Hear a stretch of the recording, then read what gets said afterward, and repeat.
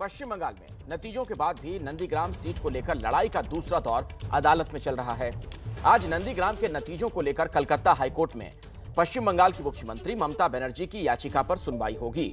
चुनाव आयोग ने नंदीग्राम में बीजेपी के नेता शुभेंदु अधिकारी को विजेता घोषित किया, लेकिन ममता बनर्जी ने इस फैसले को अदालत में चुनौती दी। और देखिए, ये सुनवाई इसलिए महत्वपूर्ण हो जाती है क्योंकि ममता बनर्जी अभी विधायक नहीं है। उन्हें शपथ लेने के 6 महीने के भीतर विधायक बनना होगा, तभी सीएम की कुर्सी पर रह पाएंगी। 2 महीने पहले ही बीत चुके हैं। अगर नंदीग्राम के नतीजों को लेकर ममता को अदालत से राहत नहीं मिल पाई तो उपचुनाव में जीतना जरूरी होगा, लेकिन कोरोना काल में उपचुनाव होने पर शक है। आपने देखा उत्तराखंड में क्या हुआ। बीजेपी ने तर्क दिया कि चुनाव ना हो पाने की वजह से, उपचुनाव ना हो जाने की वजह से मुख्यमंत्री उन्हें बदलना पड़ा। वैसे बंगाल में विधान परिषद के प्रस्ताव को विधानसभा से मंजूरी मिल गई है, लेकिन विधान परिषद का गठन आनन फानन में होना मुश्किल है।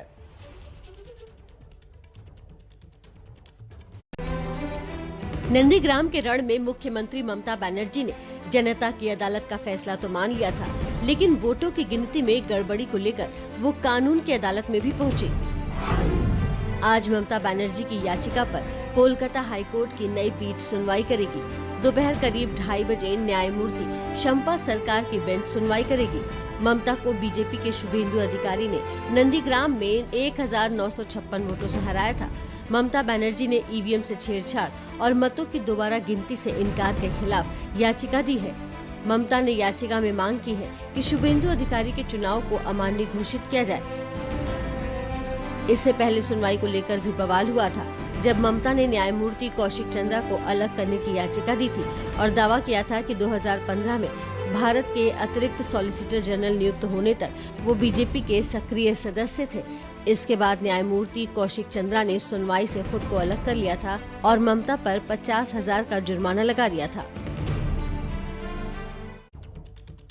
इसी मामले में ज्यादा जानकारी के साथ कोलकाता से हमारी सहयोगी मनोज्ञा लोईवाल जुड़ चुकी हैं। उनके पास मैं आपको लिए चलूंगा। टीएमसी समर्थक और राजनीतिक विश्लेषक हैं तौसीफ खान, उनसे भी हमारी बातचीत होगी। और बीजेपी समर्थक और राजनीतिक विश्लेषक संजीव उनियाल भी हमारे साथ हैं, उनके पास भी हम चलेंगे। लेकिन मनोज्ञा, पहले आपके पास ही आना चाहूंगा इस सवाल के साथ कि आज अदालत में क्या होना है।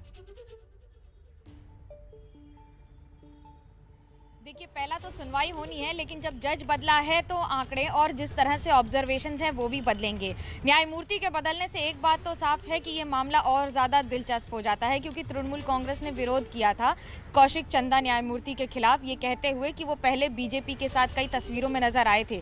हालांकि सवाल ये उठा था कि जब वो उस कुर्सी पर बैठे हैं तो उस कुर्सी पर सवाल कैसे उठाए हैं पार्टी ने, जिसकी वजह से 5 लाख का जुर्माना तो लगाया है ममता बनर्जी पर, यह भी कि उन्होंने न्यायमूर्ति और न्यायपालिका की छवि खराब करने की कोशिश की है।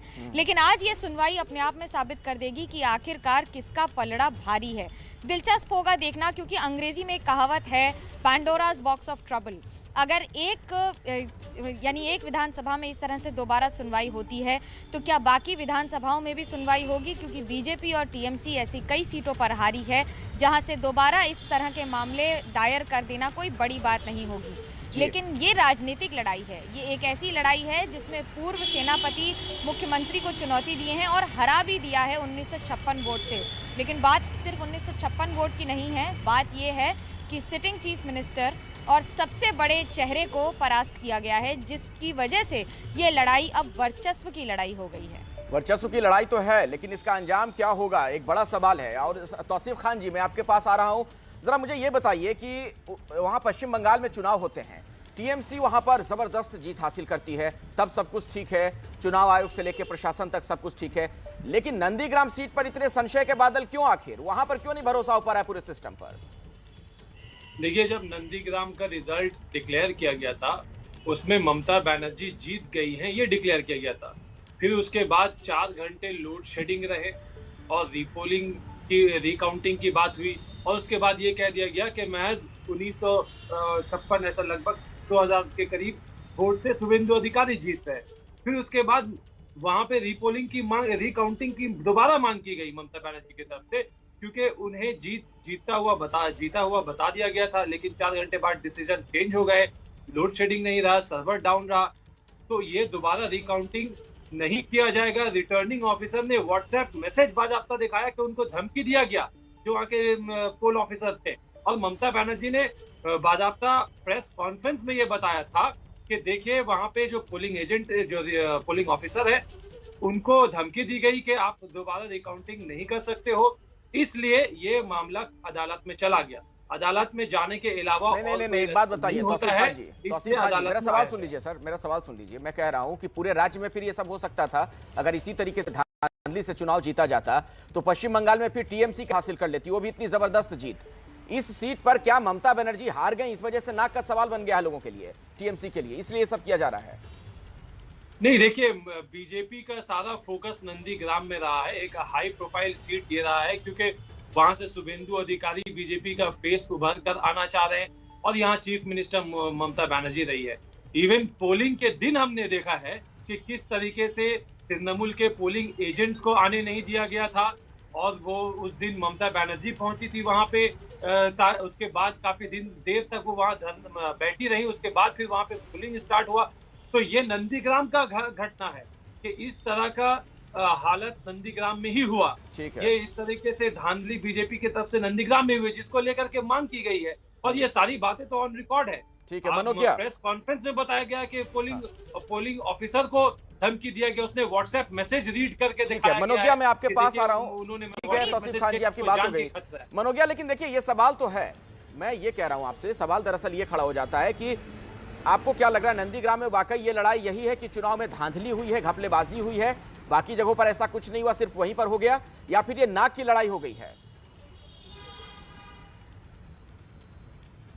देखिए नाक की लड़ाई है। इसके अलावा पहला नॉमिनेशन किसने दाखिल किया था? मुख्यमंत्री ममता बनर्जी ने, ये कहकर कि वो नंदीग्राम से चुनाव लड़ेंगी। लेकिन अगर 2019 की बात करें तो 2019 में बैरकपुर सीट पर इससे बड़ा ड्रामा हुआ था, जब दिनेश त्रिवेदी को करीब 1000 वोट से पहले विजेता घोषित कर दिया गया और उसके बाद दोबारा जब रीपोलिंग की मांग की अर्जुन सिंह ने, जो बीजेपी से सांसद हैं, तो उन्हें ये विनर डिक्लेयर कर दिया गया था। तो दिलचस्प होता है देखना कि बंगाल में ही ऐसा क्यों होता है कि जहाँ बीजेपी बनाम टीएमसी लड़ाई होती है, वहाँ पर इस तरह से पोलिंग के दौरान कई सवाल खड़े हो जाते हैं।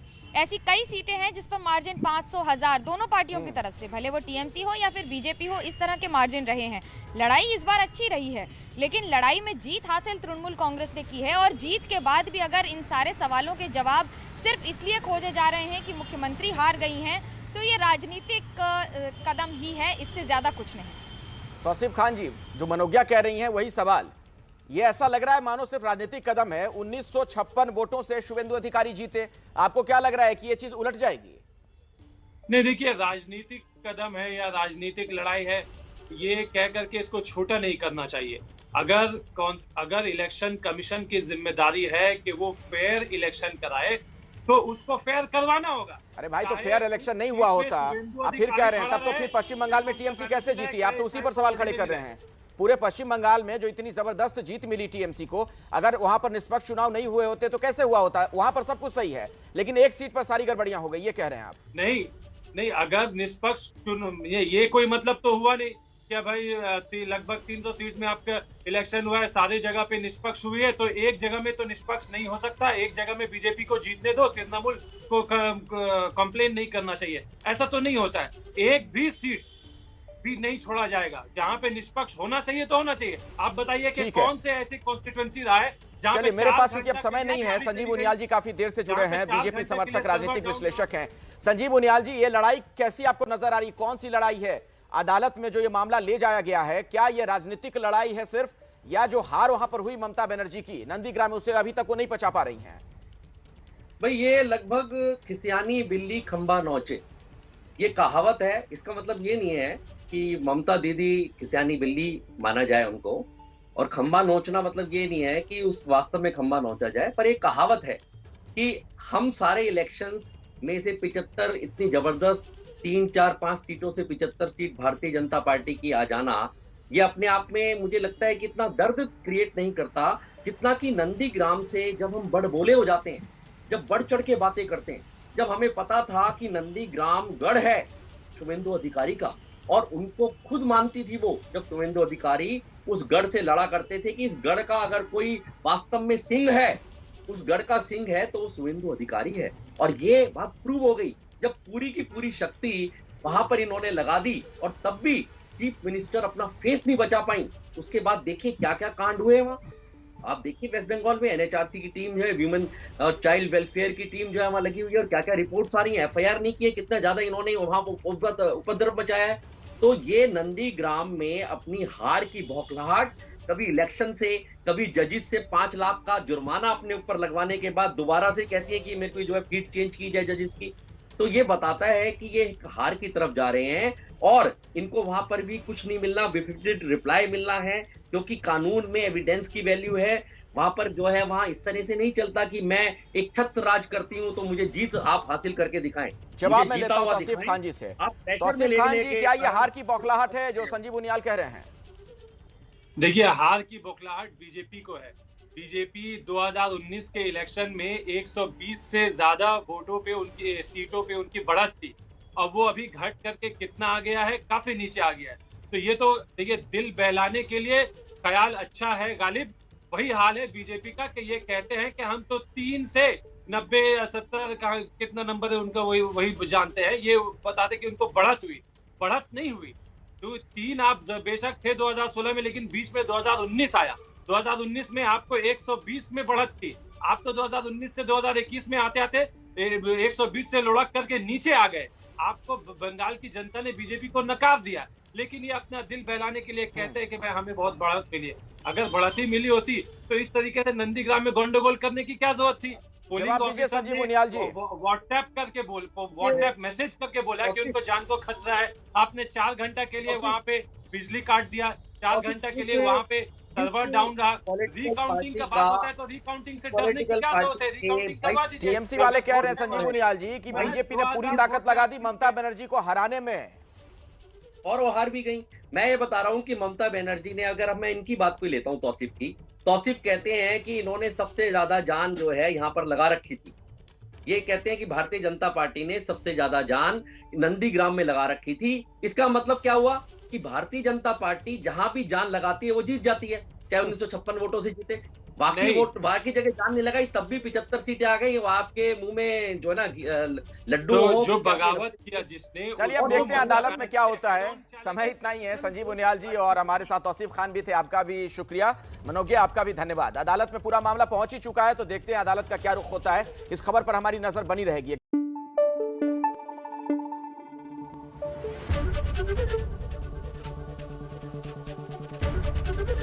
एबीपी न्यूज आपको रखे आगे।